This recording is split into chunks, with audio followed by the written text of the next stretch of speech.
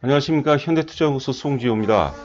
지난주 금요일이었죠. 외국인들이 30일 만에 순매수하면서 시장은 대단히 의미 있는 상승을 확인했습니다. 여전히 시장 불확실성은 존재하지만 외환시장도 우호적이고 유가 역시도 거의 뭐 최바닥 수준이기 때문에 외국인들이 순매수 전환할 수 있는 그런 그 좋은 환경은 조성되지 않았나 생각됩니다. 오늘 방송은 월요일에 맞게 간략하게나마 시장 우선순위에 대해서 예상해 보도록 하겠고요. 그리고 지난주 금요일이었죠. 제가 그동안 비메모리 관련 중에서 AD 테크놀로지를 많이 강조해 드렸는데, 대규모 유상증자를 발표하면서 시간 외 하한가까지 기록을 했는데요. 보유하고 계신 분들이 걱정을 또 많이 할 것 같아서 제가 오늘 AD 테크놀로지와 함께 비메모리 관련주들에 대해서 함께 점검을 해보는 시간을 가져보도록 하겠습니다.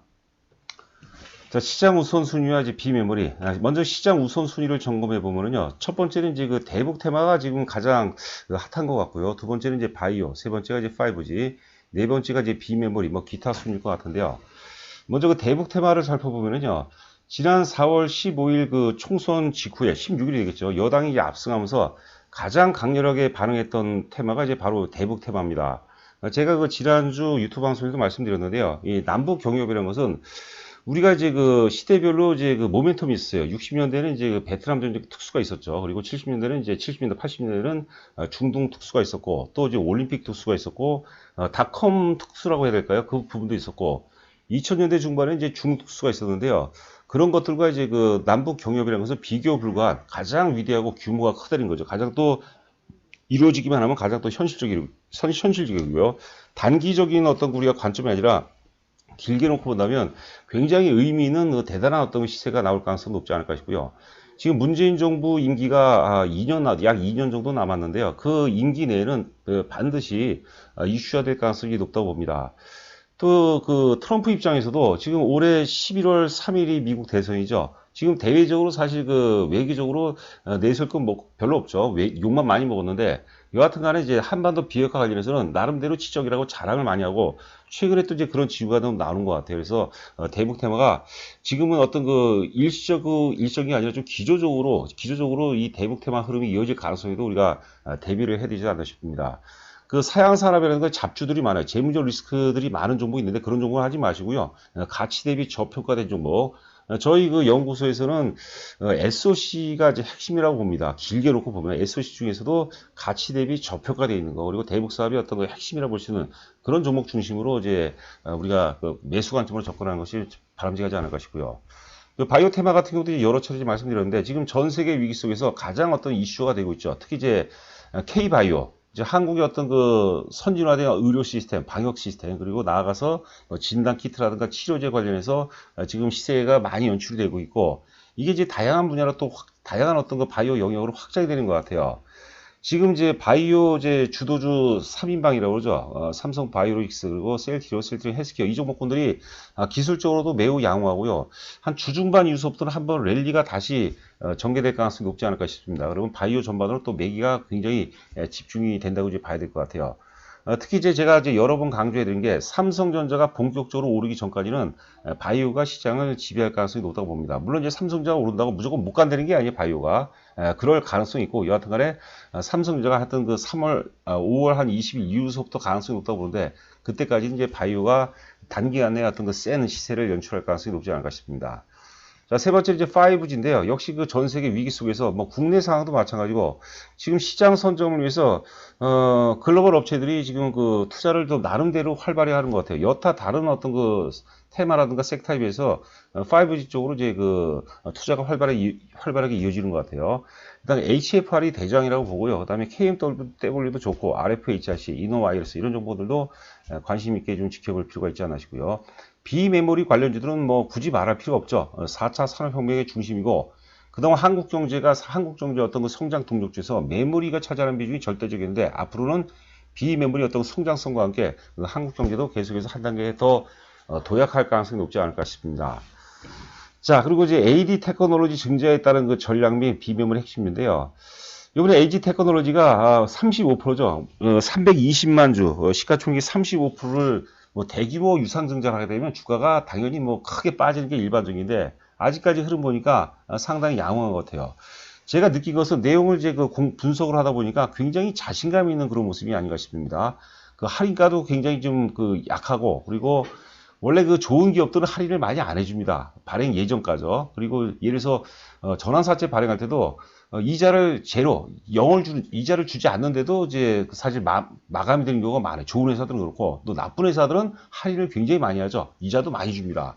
근데 AD 테크놀로지 무슨 자신감인지 모르겠는데, 하여튼 상당히 이제 의미 있는 그런 모습이 아닌가 싶고요. 뭐 잠시 후에 대해서 그 자신감에 대해서 우리가 한번 살펴보도록 하겠습니다. 뭐 결론적으로 따지면 저희 뭐 회원분들도 방송을 많이 청취하실 텐데, 저희가 일부분 매도를 했어요. 일부분 매도를 하고, 그 매도한 금액을 이제 다른 거 사지 말고, 6월 4일 전까지 재매수하게 되면은 그 유상증자를 받을 수 있거든요. 적정한 가격에서 우리가 재매수하자. 그런 논리 차원에서 이제 말씀드렸던 거고요. 자, 기타 이제 그 비메모리 핵심주들, SFA 반도체, 네페스, SF 반도체, 그리고 오늘은 리노공업 한 종목을 준비해 봤어요. DB하이텍은 좀 빼고, DB하이텍도 뭐 양호합니다. 리노공업이 굉장히 의미 있는 모습이죠. 뭐 간략하게나마 한번, 이제 진단 한번 해보도록 하겠고요. 최근 그 체험 VIP 관련해서 문의 전화가 많이 오는데요. 뭐 그냥 편안하게 그냥 그 입금하시고 보유 종목 저한테 보내주시면 제가 진단해서 이렇게 진행하는데, 수익률에 대해서 문의 전화가 많이 오는 것 같아요. 사실 장이 좋으면 수익률이 저희가 장부도 많이 내고, 장이 안 좋으면 저희도 수익률 내기가 쉽지가 않죠. 이게 무슨 제조, 공장이 돌아가는 제조 같으면은 어느 정도 예상 어떤 그 목표치를 얘기하겠는데, 그게 좀 난해한 것 같아요. 여하튼 간에 저희가 뭐 가입하시면 아시겠지만 가급적 논리적으로 접근하고요. 잡주라든가 투기죠. 단타면 안 합니다. 해볼만 할 거고, 최근에 이제 바이오도 그렇고 또 대북테마도 그렇고 굉장히 저희가 아끼는 종목, 그냥 돌발적으로 추천한 게 아니라 저희가 기존에 많이 준비했던 종목이거든요. 특히 바이오 같은 경우는 나름대로 자신을 갖고 있는 바이오들이 있으니까요. 관심 있는 분들은 3개월에 100만 원이면 저희 입장에서도 좀 나름대로 배려를 하지 않았나 싶어요. 뭐 적당한 금액이니까 한번 해보셨으면 하는 바람이고, 관심 있는 분은 맨 끝 부분에 자세하게 있으니까 한번 참고해 보시기 바랍니다. 자, 성공 투자 세 가지 조건, 뭐 간략하게, 이건 좀 반응이 좋은 것 같아서 제가 좀 자주 말씀드리겠습니다. 본인이 갖고 있는 종목이 혹은 매수하려는 종목이 세 가지 조건, 뭐 요소에 맞는가 안 맞는가 이제 잘 살펴봐야 되겠죠. 먼저 시대적 흐름, 이건 거시적인 거고, 앞서 얘기했던 시장 우선순위 이런 게 이제 시장 흐름이라고 부르는 거죠. 시장 흐름에 맞는가 안 맞는가. 시장 흐름에 맞지 않으면 사실 그 수익률 얘기가 좀 쉽지가 않죠. 그리고 이슈, 흐름과 이슈는 이제 지금 세계적 위기, 여러분 너무나 잘 아시는 그 세계적 위기가 이제 가장 커다란 이슈고, 그 중에서 이제 K바이오가 크게 이제 부각되는 상황이고, 그리고 지난 그 3월 19일자, 저는 이제 3월 19일자의 의미를 굉장히 많이 두고 있는데, 3월 19일이 이제 최악의 구간을 통과했기 때문에 바닥론들이 좀 많이 나온 것 같아요. 그거로 인해서 뭐 삼성자든, 삼성 SDI든 이런 것들도 좀 도약하는 그런 모습인데, 바닥론도 상당 부분 어떤 이슈가 되고 있는 것 같아요. 개인기는 내가 이제 매수하는 종목 혹은 이제 보유하고 있는 종목이 다른 경쟁 기업 대비해서 핵심 가치를 보유하고 있느냐, 경쟁력을 갖추고 있느냐, 그거를 살펴봐야 돼요. 그래서 그 테마나 분야 내 1등 기업이 제일 좋습니다. 그러니까 우리가 잡주라든가 뭐 이런 것들, 뭐 3위, 4위 이런 것들은 안 하는 게 좋죠. 자, AD 테크놀로지 유상증자 내용 간략하게 살펴보도록 하죠. 잠시 후에도 나옵니다. 587억. 주주 배정 후 실권주죠. 그러니까 주주한테 먼저 배정하는데 주주들이 이제 안 받는 사람도 있잖아요. 그럼 이게 실권이 발생하면서 실권주 또 일반 공모를 하죠. 증자 목적은 시설 자금이 200억, 운영 자금이 287억, 부채 상환이 100억. 하나하나 또 점검해 보도록 하겠고요. 신주 배정일이 6월 4일입니다. 6월 4일 날 전에 주식을 매수하게 되면은 배당이 아니라 이제 그 증자를 받는 거, 증자 물량을 받는 거죠. 예정 발행가가 이제 18,350원. 청약 예정일은 이제 7월 6일부터 7일. 잠시 후에 이제 얘기하더라고요. 신주 예정 상장일은 이제 그 7월 24일. 이런 신주 예정 상장일이 이제 7월 24일이면 이때 전후로 해서 주가가 좀 많이 출렁이기도 하죠. 자, 그 AD 테크놀로지 재무구조 부분은 매출이 2017년도에 320억에서 그 다음 해에 1100억. 그리고 2200억, 3000억. 올해 예상 매출이 3000억인데 퀀텀 점프죠. 이거는 뭐 경천 동지할 만한 점프죠. 그런데 아래 보시면 재미있는 게 부채 총계 부분은 이제 부채 총계는 105억, 280억, 544억으로 부채도 급증을 해요. 뭐 부채 비율은 뭐 대동소이하지만 부채 비율은 이제 27%에서 57%에서 거의 뭐 100% 급증하죠. 그 이유가 있을 거예요. 이게 성장 기업들이 많이 그래요. 뭐 여러 가지 이유가 있겠으나 발주를 받으면은 발주를 받은 원재료라든가 이제 먼저 구매를 해서 이제 돌려야 되거든요. 그리고 이제 돈이 들어오는 시점은 이제 돈이 들어오는 시점하고 차이가 있죠. 이 차이를 메꾸기 위해서 이제 그 단기 차입을 조달하거나 뭐 회사채를 발행하는 그런 형태거든요. 그렇기 때문에 이런 부분이 이제 그 사실 증자의 어떤 그 결정적인 이유가 아닌가 뭐 이렇게 생각이 됩니다. 그리고 일반적으로 우리가 증자를 한다면 이제 삼자 배정 얘기를 삼자 배정을 하지 해서 좀 안타까워하는데 김준석 대표이사가 지분을 20% 갖고 있는데 35%를 증자하죠. 그러면 대주주가 바뀌죠. 대주주 리스크 때문에 아마 유상증자를 선택하지 않았나 이렇게 생각이 됩니다. 이번 퍼 같은 거 보면 이제 그 여타 이제 코스닥 IT 코스닥 중에서 하드웨어 부분 중에서 좀 저평가되어 있고요. 그 다음에 코스닥 전체 비 저평가되어 있고 EV 대비 에비타 같은 경우 좀 높은 편입니다. 사실 이게 뭐 3을 안 넘는 게 좋은데 이거는 낮으면 낮을수록 좋은 거죠. 에비타가 이제 법인세라든가 하고 이제 감가상각비 차감전 영업이기 때문에 뭐 이런 것들 있고 뭐 베타 계수가 1을 넘으면 이제 그 탄력지라 시황 탄력적이라고 하는데 0.96이에요. 근데 이거는 제가 보기에 의미가 없어요. 왜냐하면 AD 테크놀로지가 주가가 움직이면 굉장히 탄력적이게 움직이거든요. 뭐 그냥 고정 참고 정도로만 했으면 좋겠습니다. 자, 한번 오늘 나온 자료입니다. 키움증권 자료인데요. 예정 조달 금액의 사용처는 시설 자금이 200억, 운영 자금이 281억, 채무 상환이 100억 정도. 이건 뭐 납득이 가요. 근데 이거 잘 살펴볼 필요가 있는 게 시설은 이제 인력 양성을 위해서 전주 지역 거점 연구소로 해외 패밀리스 수주를 위한 미국 및 유럽 등 영업법인설 이것까지 이해가 가는데 요거는 제가 아직 확인이 안 돼요. 사옥 분야가 이제 사옥을 만약에 새로 사게 되면은 최소한 100억 이상 들어가거든요. 그래서 이게 시설 자금이 200억인데 200억에서 4억이 차지하는 비중을 우리가 잘 살펴봐야 될 것 같아요. 만약에 4억 비중이 높으면 이것은 도덕적으로 분명히 문제가 있습니다. 이건 저도 아직까지는 확인이 안 되고 있어요. 자, 그 다음에 이제 채무 상환의 경우 20년 2월 말 인수한 이글램 30억, 그 다음에 6월 말 인수 목표인 SNS 테크놀로지 이게 이제 40억, 그리고 침리스 경쟁력 확보를 위한 인수 합병 등 목적의 차입금 상환이 128억. 이거는 뭐 납득이 가죠.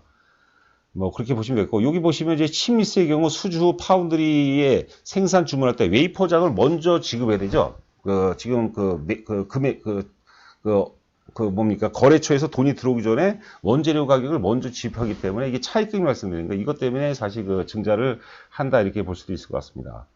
자, 이거 이베스트 증거 예전에 한번 지난주에 소개드렸던 겁니다. 국내 최대 파운드리 회사향 이게 이제 삼성전자를 의미한다고 봐야 되겠고 뭐 독보적으로 메인 디자인 하우스 쪽에서 입지를 이제 확보를 하고 있다 이렇게 보시면 될 것 같고 지금 회사가 굉장히 커지고 있는 거예요. 그러니까 돈이 많이 필요한 거예요. 그런 식으로 이제 해석을 하는 게 좋지 않을까 싶고 단기적으로는 뭐 저도 사실 모르는데 길게 본다면 우리가 메모리 중에서 뭐 삼성전자를 제외하고 한번 산다면 제가 보기에는 시간은 좀 걸리더라도 AD 테크놀로지가 당연히 굉장히 경쟁력이 있는 그런 기업이 아닌가 생각됩니다.